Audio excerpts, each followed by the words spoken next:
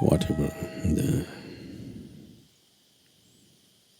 experience of life, whether it's light or sound or taste or smell or sensation,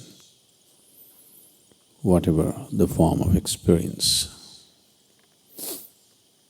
of pain or pleasure, every experience that you have is essentially conducted through your spine. Your spine is taken away, or what passes through the spine is in some way dislocated. There will be no experience.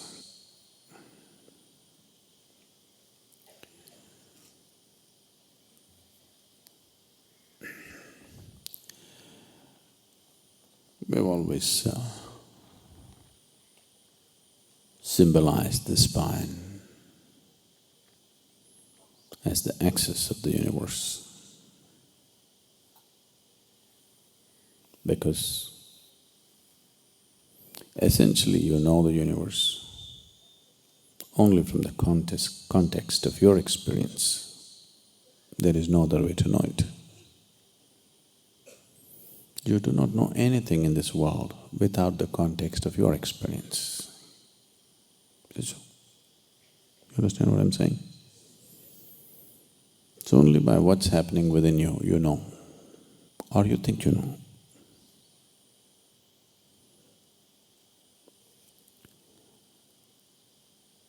Because you know the existence only by the context of your experience, and the basis of your experience is what is being conducted through your spine right now.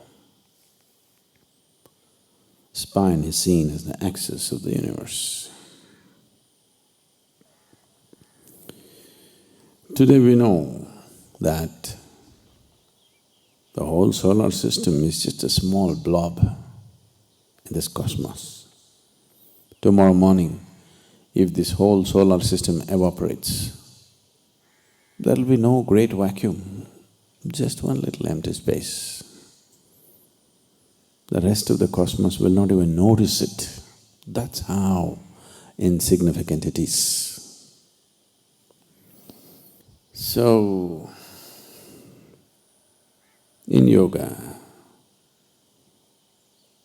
they went to a different dimension and said, your spine is the axis of the universe.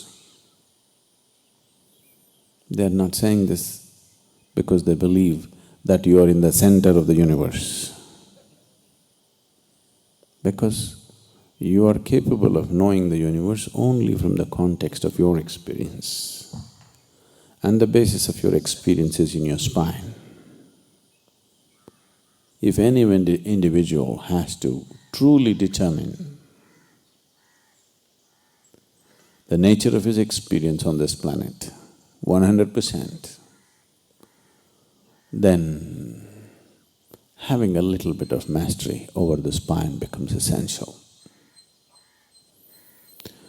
Only that one who anyway determines the nature of his experience would dare to explore the full potential of his life, because he wouldn't hesitate to step into anything.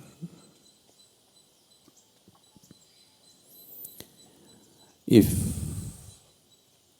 your experience is determined by anything other than yourself, naturally you'll try to avoid a few things and go after a few things.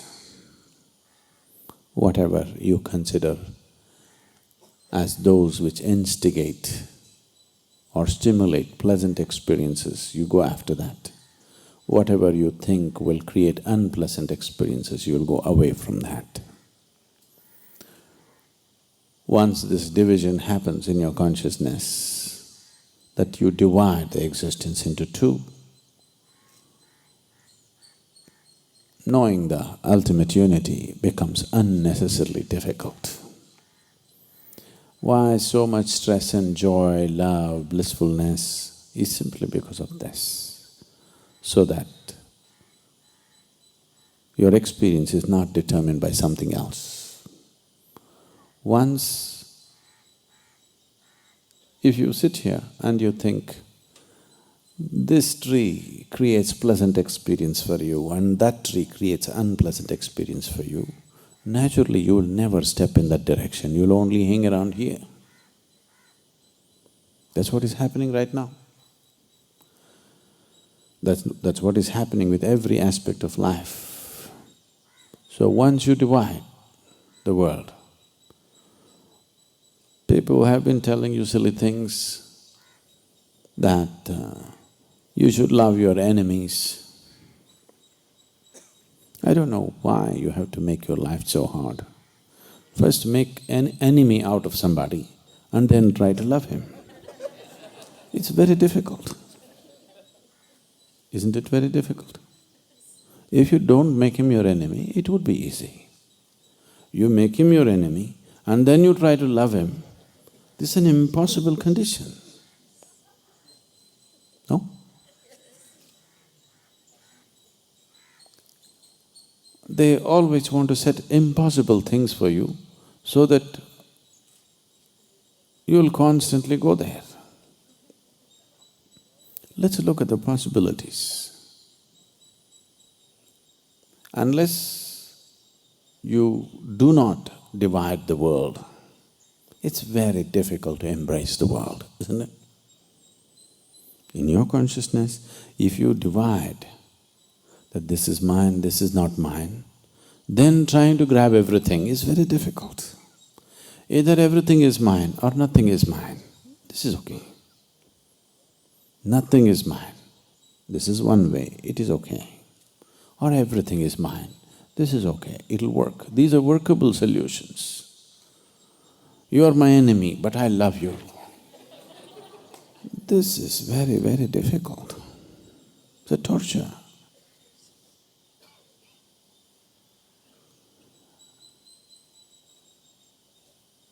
And the fundamental for dividing the world is somewhere one entity causes pleasantness, another entity causes unpleasantness within you.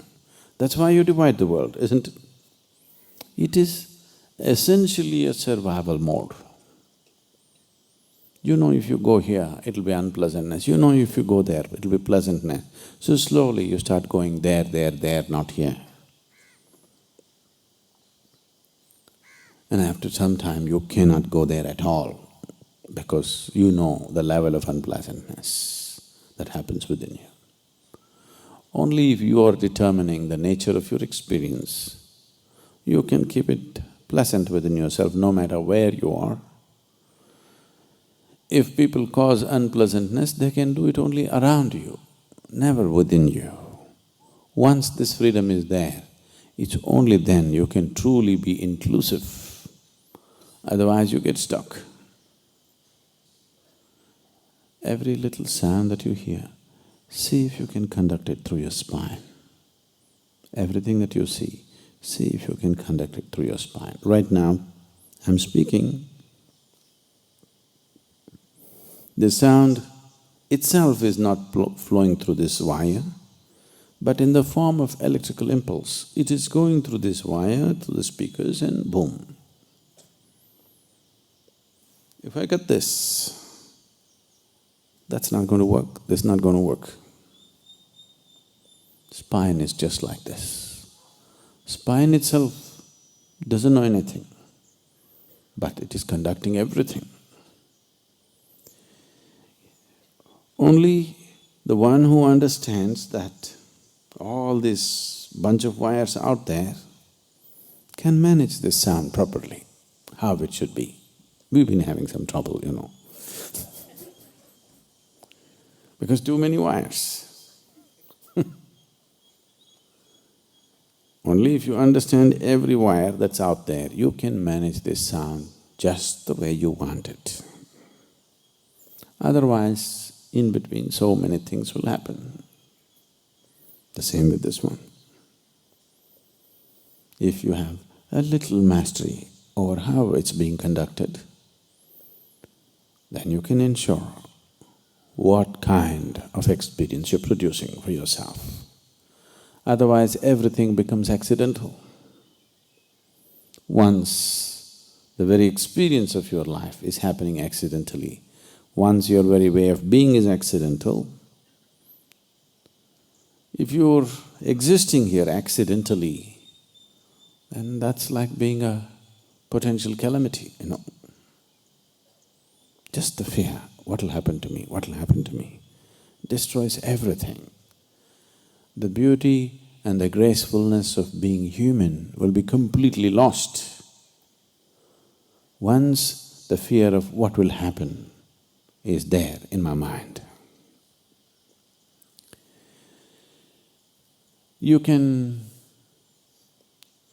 Animals are doing quite fine. Lot of the temptation. Any number of philosophers have gone into the forests, watch the quiet, gentle, can't say gentle, the quiet natural life that animals are having. People have been hugely drawn to it, and they have tried to move into the forest and live just like them, simple.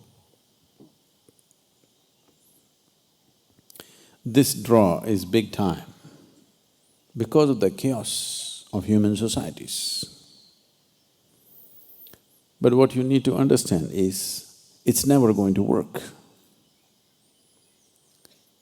Because the sense of peacefulness that an animal has is coming from a certain level of unawareness, a certain level of unconsciousness.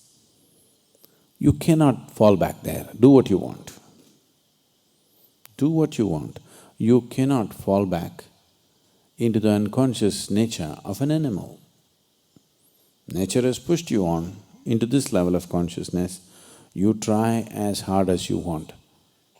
You can try hard and become conscious, you cannot try hard and become unconscious, please see this. At least this much nature has taken care for you, that you can only move forward, not backwards. Philosophers and others, various types of people, have tried to live as simply as animals live, hoping that life will become okay. But it's not worked. It is not the complexity of external situation which is doing this. It is just that we are not determining the nature of our experience within ourselves.